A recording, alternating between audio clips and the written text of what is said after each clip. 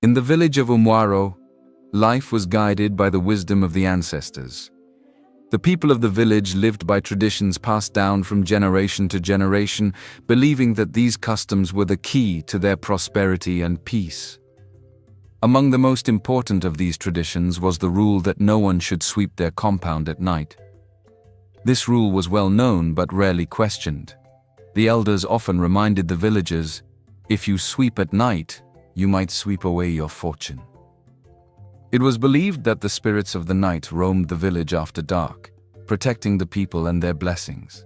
Disturbing these spirits by sweeping could anger them, and they might take away the good fortune of those who broke the rule.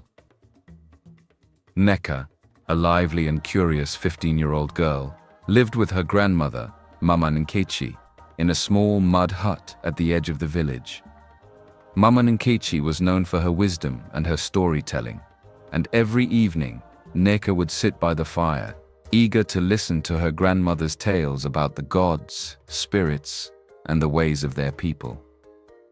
One evening, as the sun dipped below the horizon and the village was bathed in the soft glow of twilight, Neka's curiosity got the better of her. "Mama," she asked, "why are we not allowed to sweep at night? What will really happen if someone does?" Mama Nkechi, who was stirring a pot of soup over the fire, paused and looked at Neka with a serious expression. "My dear, there is a reason for everything our ancestors have taught us. Let me tell you a story, so you can understand." Neka, intrigued, leaned closer to the fire as Mama Nkechi began her tale. Long ago, before the trees grew tall and the rivers flowed strong, Umwaro was a different place. The village was just beginning, and the people were still learning how to live in harmony with the land and the spirits that dwelled within it. Back then, the spirits of the night roamed freely, protecting the village from harm and ensuring peace and prosperity.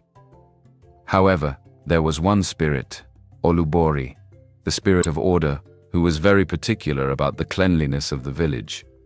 He believed that a clean village brought good fortune and warded off evil. The villagers, grateful for his protection, would sweep their homes and the pathways every morning and before the sun set. But one day, a young man named Aid, known for his pride and defiance, decided to ignore the warnings of the elders. He had heard the tales of Olubori but did not believe in things he could not see. One night, after a quarrel with his brother, Ade took a broom and began to sweep his compound, muttering under his breath about old superstitions.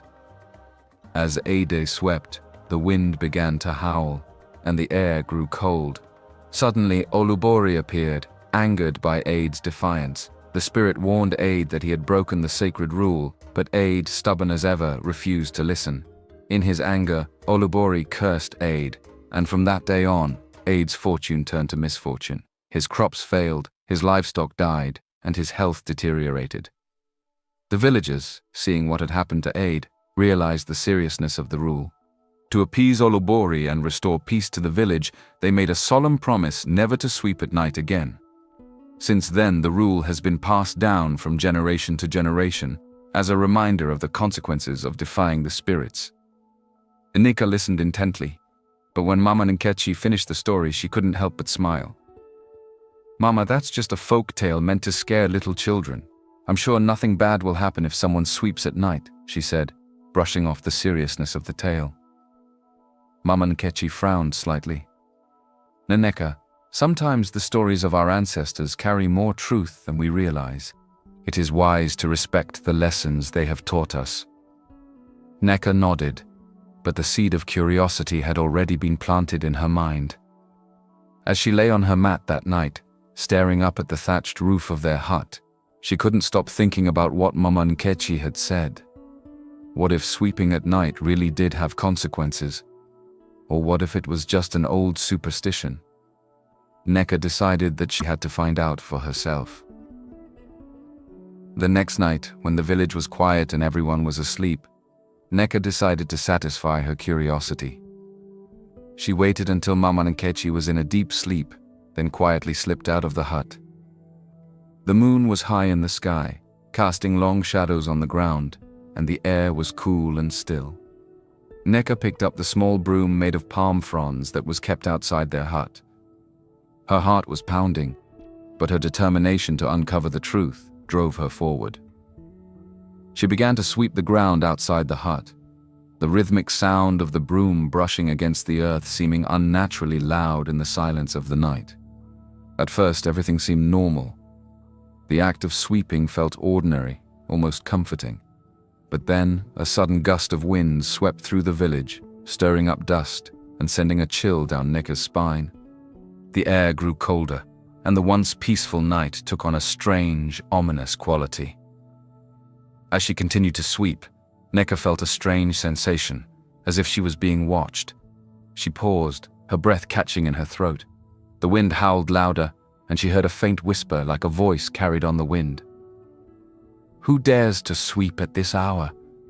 the voice seemed to say, echoing through the darkness. Neka froze, her eyes wide with fear. She looked around, but there was no one in sight. The voice had come from nowhere and everywhere at once. Terrified, she dropped the broom and fled back into the hut, her heart racing. She lay awake for the rest of the night, her mind filled with fear and regret. The next morning, strange things began to happen in Umwaro. The chickens, which had been healthy and active the day before, were now weak and refused to eat. Some of the villagers complained of feeling unusually tired and weak, as if their energy had been drained overnight. The crops, which had been thriving, suddenly appeared wilted and sickly. Mama Nkechi noticed the changes immediately. "Something is not right," she said, her voice filled with concern as she watched the chickens from the doorway. "It is as if a dark cloud has settled over the village." Neka, consumed by guilt, said nothing. She knew in her heart that her actions the previous night had something to do with the strange occurrences in the village, but she was too afraid to confess. As the day went on, the situation grew worse. The once lively market was unusually quiet, and a sense of unease hung in the air. That evening, as the villagers gathered in the square to discuss what was happening, Neka could no longer keep her secret. With trembling hands, she approached Mama Nkechi and whispered, "Mama, I need to tell you something."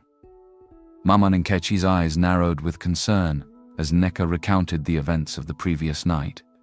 When she finished, Mama Nkechi's face grew pale and her voice shook with fear. "Neka, you have done something very dangerous. The spirits are angry and our fortune has been swept away." "But what can I do, Mama?" Neka asked, her voice filled with regret and fear. "There is only one thing we can do," Mama Nkechi replied. "We must go to the chief and the elders. They will know how to appease the spirits and restore balance to our village." The elders of Umwaro were revered for their wisdom and their deep connection to the ancestors. They gathered in the chief's compound, their faces serious as Mama Nkechi explained what Neka had done.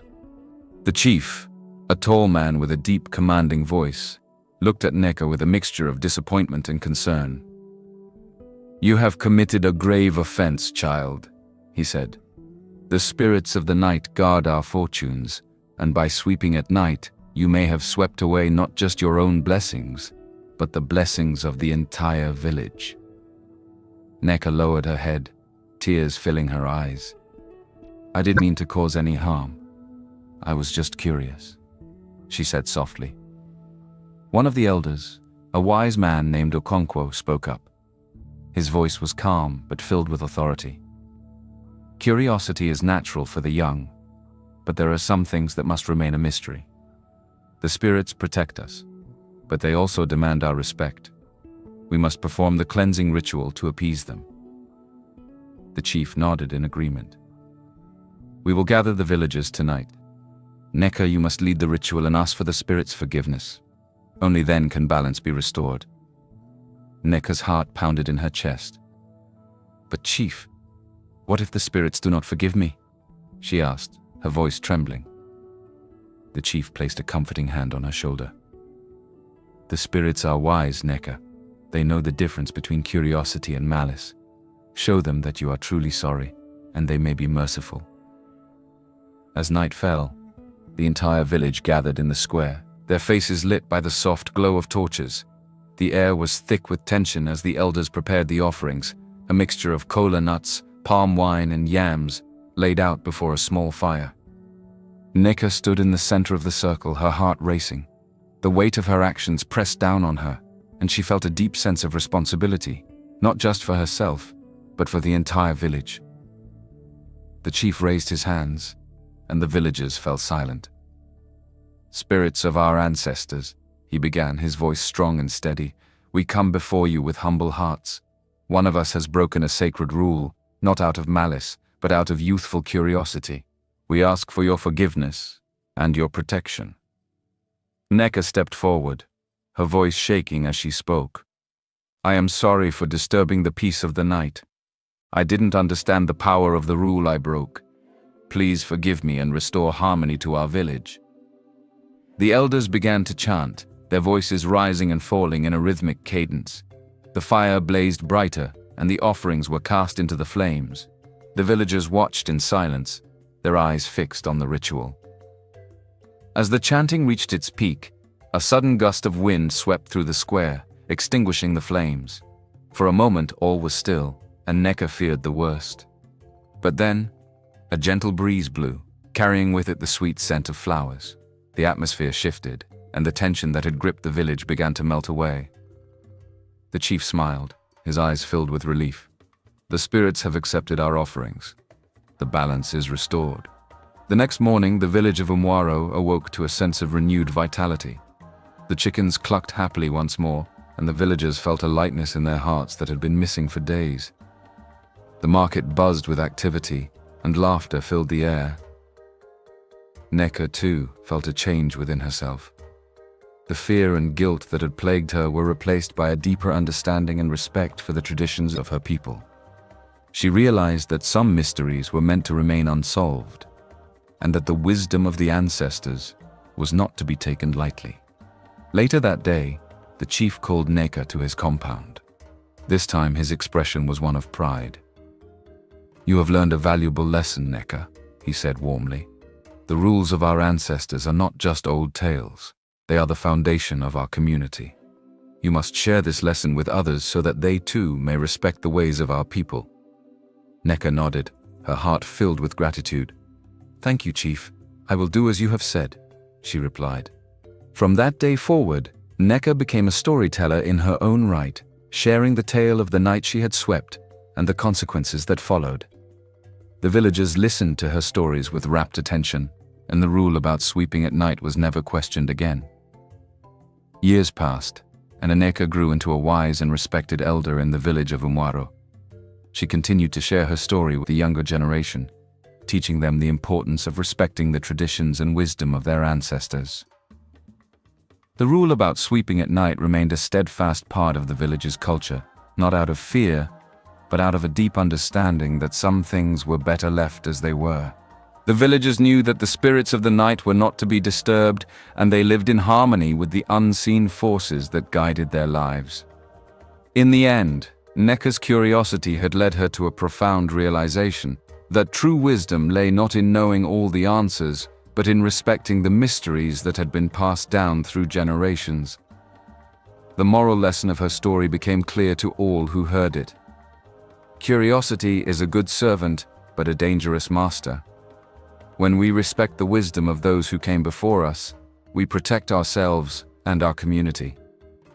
And so, the story of the night she swept became a lasting legacy, a reminder of the power of tradition and the unseen forces that shaped their world.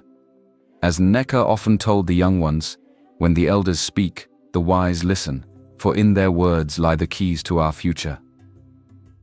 The villagers of Umwaro lived by this truth, and peace reigned in their community for many generations to come.